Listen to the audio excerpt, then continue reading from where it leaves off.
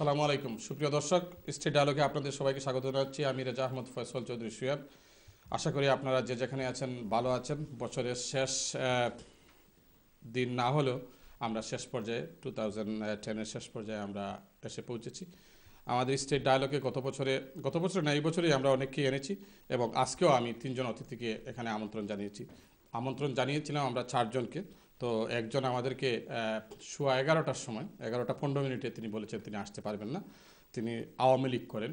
তিনি আমার বন্ধু, নাম মাসুক ইবনে আনিস, তিনি আসতে পারেননি। 11:15টার সময় তিনি আমাদেরকে জানিয়েছেন। অবশ্য আগে জানালে হয়তো আমরা একজন গেস্ট নিতে পারতাম, তবে 11:15টায় জানানোটা একটু আমার কাছে একটু কেমন জানি মনে হয়েছে। এনিওয়ে তিনি নাকি খুব ব্যস্ত। তারপরেও যারা আমাদেরকে আজকে সময় দিচ্ছেন আমি তাদের সাথে আপনাদেরকে পরিচয় করিয়ে দিচ্ছি।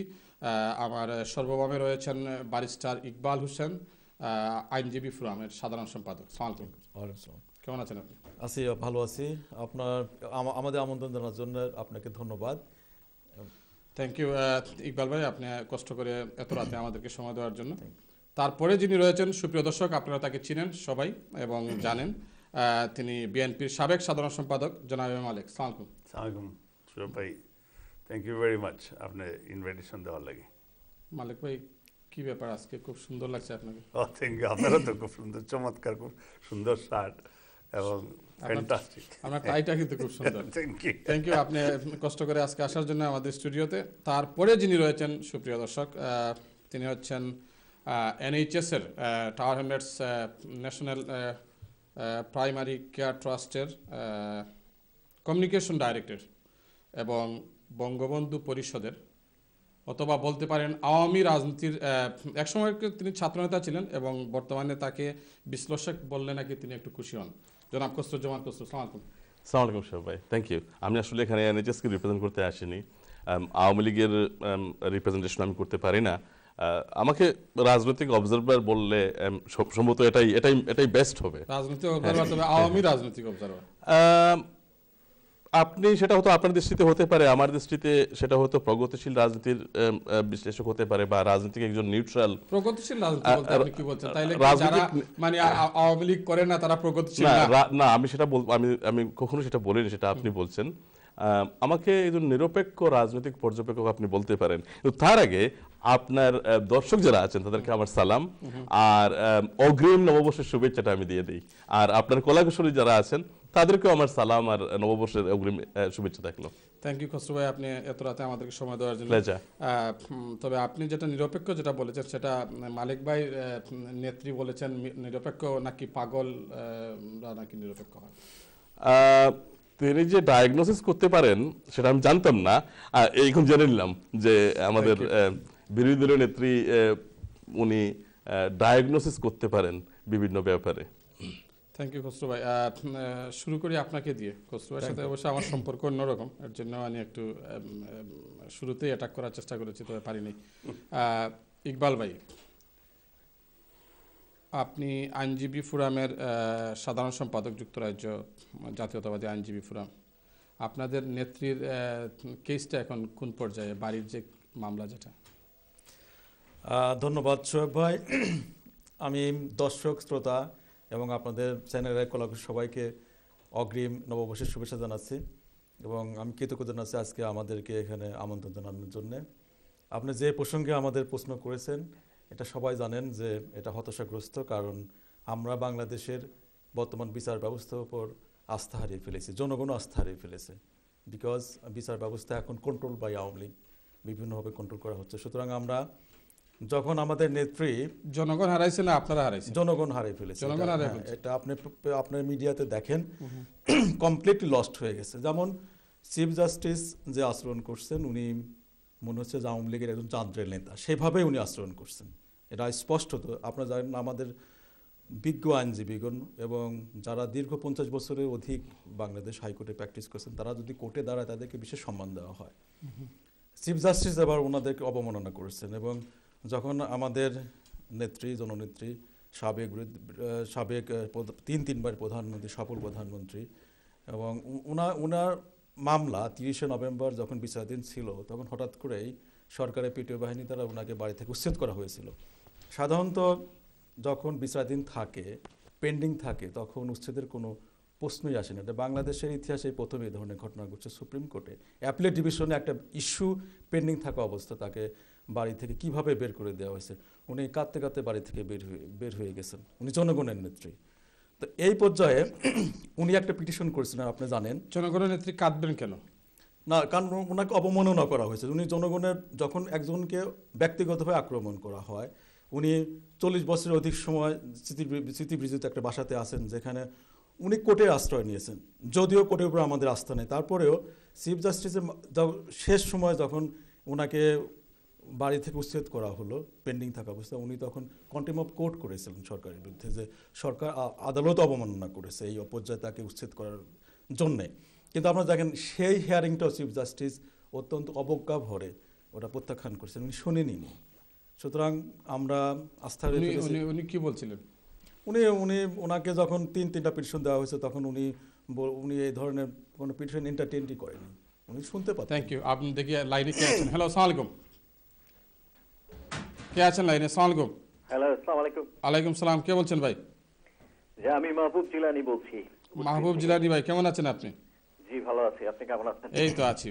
বলেন আপনার প্রশ্ন। আমার একটা প্রশ্ন, কারণ হলো বাংলাদেশে এক সময় হাইকোর্ট এবং সুপ্রিম কোর্ট, বাংলাদেশে কিন্তু দুর্নীতি অনেকদিন ধরেই চলছে, কিন্তু হাইকোর্ট এবং সুপ্রিম কোর্টে সবসময় বলা হয়ে থাকতো নিরপেক্ষ।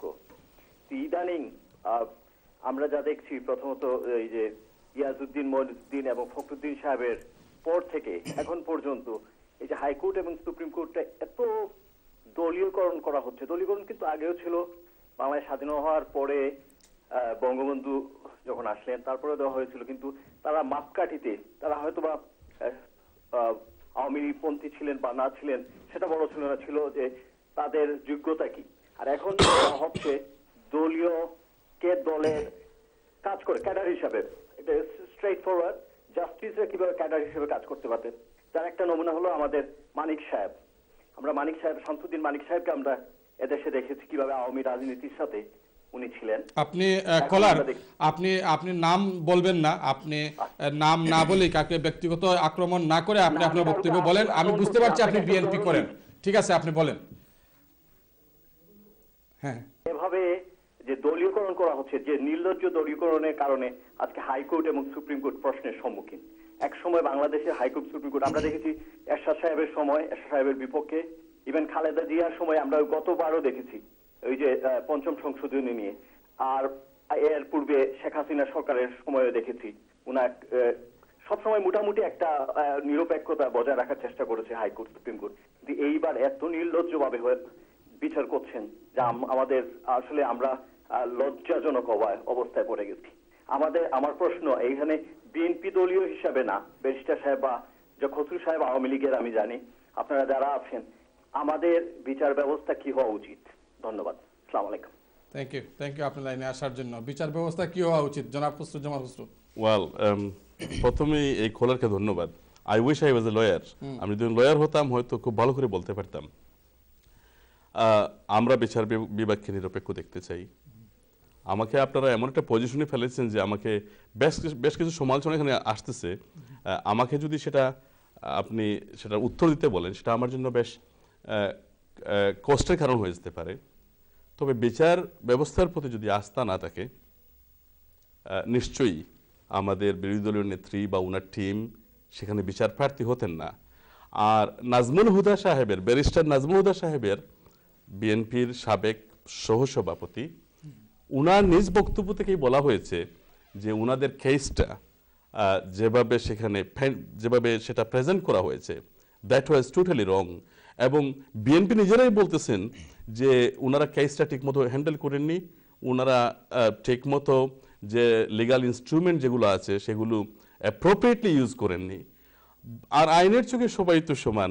বিচারপতি একজন সিনিয়র লয়ারকে প্রাধান্য দেবেন, জুনিয়র লয়ারকে প্রাধান্য দেবেন না, সেটা আমি ইকবাল সাহেব একজন সম্মানিত ব্যারিস্টার, উনি, আমি সেটা দেখতে চাই না। আমি চাই কোর্টে যাওয়ার পর বিচারপতির কাছে সবাই সমান থাকবেন। কাকে বসতে বলবেন আর কাকে বসতে বলবেন না, সেটা একটা বিশাল জাতীয় রাজনীতির প্রেক্ষাপটে সেটা আসতে পারে না। তার আগে শোয়েব ভাই, আমি আজকে এখানে আসতে পারে নিজেকে ধন্য মনে করছি। এবং সবচেয়ে বড় কথা, ব্রিটেনে বিএনপির মুখ বলে যে ব্যক্তিত্ব পরিচিত, এই শ্রোতাদের কঠোর সমালোচনার মুখে যিনি বিএনপির হাল ধরে এখনো টিভিতে আসেন, প্রতিদিনই টিভিতে আসেন এবং এটা ফেস করেন, আমি ব্যক্তিগতভাবে মালিক ভাইকে খুবই শ্রদ্ধা করি তার সেই ত্যাগের জন্য। সে ভাঙ্গা ঢুলি হোক, উনি পিটিয়ে যান এবং মালিক ভাই আসেন এবং সেটা ফেস করেন। আমি এরকম ব্রেভ বিএনপির মধ্যে কোনো কর্মী খুব কম দেখেছি। মালিক ভাই, আপনাকে আমি স্বাগতম জানাচ্ছি, সালাম জানাচ্ছি। ইকবাল ভাই, আপনাকেও সালাম জানাচ্ছি। আমার হয়তো আলোচনা অনেক সময় আপনাদের পক্ষে নাও যেতে পারে, তবে আমি চেষ্টা করব বিবেক প্রসূতভাবে, যেটা সাধারণ মানুষ যেটা চিন্তা করছেন, আমি যেটা বুঝি, I'll try to reflect this in my discussion. So এই খোলার যেটা বলেছেন, আমার কাছে মনে হচ্ছে যুদ্ধাপরাধের ইস্যু নিয়ে বিচার ব্যবস্থাকে কিভাবে কুলসিত করে রাখা যায়, জাতির কাছে কিভাবে বিভিন্ন রকম কথা তুলে দিয়ে যে এই বিচার ব্যবস্থার প্রতি আমাদের কোনো আস্থা নেই, এটা অনেকটা সেরকম হয়ে যেতে পারে। বিচার ব্যবস্থার প্রতি যদি আস্থা না থাকে, তাহলে দেশের মানুষ চলছে কিভাবে, এটা দেশ চলছে কিভাবে? আপনি আজকে বলেছিলেন যে আজকে আপনি আলোচনা করবেন গত 1 বছরে এই সরকারের সফলতা ব্যর্থতা। আমি বলবো ব্যর্থতার আলোচনা করতে গেলে অনেক কিছুই আমরা পাবো, তবে এটা তো সরকার একটা মাইল ফলক না যে আমি 1 বছরে কি করলাম। সরকার একটা সুনির্দিষ্ট টার্মের জন্য এসেছে এবং সেই টার্মে এসে আগামী আরো 3-4 দশকের মধ্যে বা 2015-এর ভিতর 2021-এর ভিতর কি কি প্রোগ্রাম হাতে নেওয়া যায়, কিভাবে দেশকে এগিয়ে নেওয়া যায়, সেটা সরকার করে যাচ্ছেন। আমি সর্বপ্রথমই যে জিনিসটা আজকে বলতে চাচ্ছি, যে সব প্রবাসীর পক্ষ থেকে আপনার, আমাদের এবং যারা দেখছেন এবং প্রবাসী যারা আছেন, এই সরকারকে এবং সর্বোপরি প্রধানমন্ত্রী জননেত্রী শেখ হাসিনাকে আমরা ধন্যবাদ জানানো উচিত যে আমাদের প্রবাসীর ভোটাধিকার, আমাদের দীর্ঘদিনের দাবি, সেটা উনি আমাদেরকে দান করেছেন, সেটা আমরা পেয়েছি। আমরা পজিটিভ সাইডটা আলোচনা করি, নেগেটিভ সাইড অনেক কিছুই আছে। আমরা কি আগামী নির্বাচনে ভোট দিতে পারবো নাকি, সেটা নিশ্চয়ই আমরা জানবো এবং আমরা আশা করতেছি যে আমরা ভোট দিতে পারবো। সে দাবি আমাদের থাকবে, আমরা ভোট দেবো। কিন্তু অন্তত আমি যেটা দেখেছি, দ্য গভর্নমেন্ট ইজ লিসেনিং। সরকার মানুষের সাথে এঙ্গেজ হতে চাচ্ছেন, মানুষ কি বলছেন সেটা শুনছেন এবং সে অনুযায়ী কাজ করছেন। একটা দেশ আমরা দেখেন, আপনি 2 বছর আগের যে দেশটা আমরা দেখেছিলাম, বিশ্বের কাছে সেই দেশকে একটা ব্যর্থ রাষ্ট্র হিসাবে পরিগণিত করা হয়েছিল। সেইও একটা জঙ্গি রাষ্ট্র হিসাবে, একটা মিনি আফগানিস্তান হিসাবে বাংলাদেশকে উদ্ধার করেছে গত 2 বছরের আগের এই যে গণতান্ত্রিক যে নির্বাচন। আর এই নির্বাচিত সরকার সেই দেশকে হাতে নিয়ে সেই দেশকে আজকে বিশ্বে একটা সম্মানিত জায়গায় নিয়ে গেছে। বিশ্বের বহু বিষয়ে আজকে বাংলাদেশ নেতৃত্ব দিচ্ছে। আপনি জলবায়ুর ব্যাপারটা মনে করুন, সেখানে বাংলাদেশ নেতৃত্ব দিচ্ছে। শেখ হাসিনা, তিনি আমাদের প্রধানমন্ত্রী, তিনি আজকে একজন বিশ্ব নেত্রী হিসাবে সারা বিশ্বে সমাদৃত হচ্ছেন। বাংলাদেশকে আজকে এশিয়ার একটা টাইগার হিসাবে, একটা গ্রোয়িং টাইগার হিসাবে, যে এখানে ইকোনমির যে গ্রোথটা যদি 6.5% হিসাবে গ্রোথটা সাস্টেন করে, আগামী 5-10 বছর পরে বাংলাদেশ আগামী 10 দশকে সেটা একটা মধ্য আয়ের দেশ হিসাবে পরিগণিত হবে। এটা তো খুব কম না। আমাদের দেশে সমস্যা অনেক আছে, সেই সমস্যা একদিনে আমরা সমাধান করে ফেলতে পারবো না।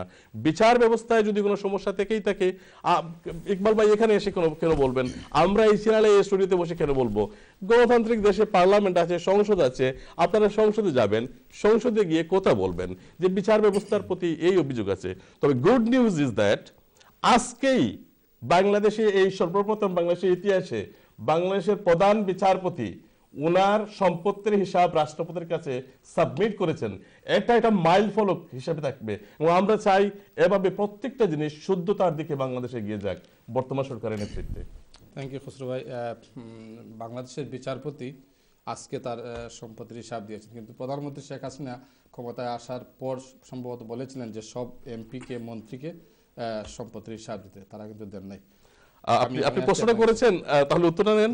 ওকে, আমি সেটা পত্রপত্রিকায় যেটা মিডিয়ার মাধ্যমে যেটা পড়েছি, সৈয়দ আশরাফ সাহেব বলেছেন, বাংলাদেশ আওয়ামী লীগের সাধারণ সম্পাদক মাননীয় পল্লী ও সমবায় উন্নয়ন মন্ত্রী, যে নির্বাচন কমিশনে সব হিসাবই দাখিল করা হয়েছে, তারপরেও যদি তারপরেও যদি কেউ মনে করে থাকেন যে এটা প্রপারলি সাবমিট হয় নাই, আমি অনুরোধ জানাবো বিরোধী দলকে, আপনারা পার্লামেন্টে যান, গিয়ে আপনাদের হিসাব দাখিল করুন এবং সরকারকে বলুন যে আপনাদের দলের যারা এমপিরা আছেন সবাই হিসাব দাখিল করুন। Thank you.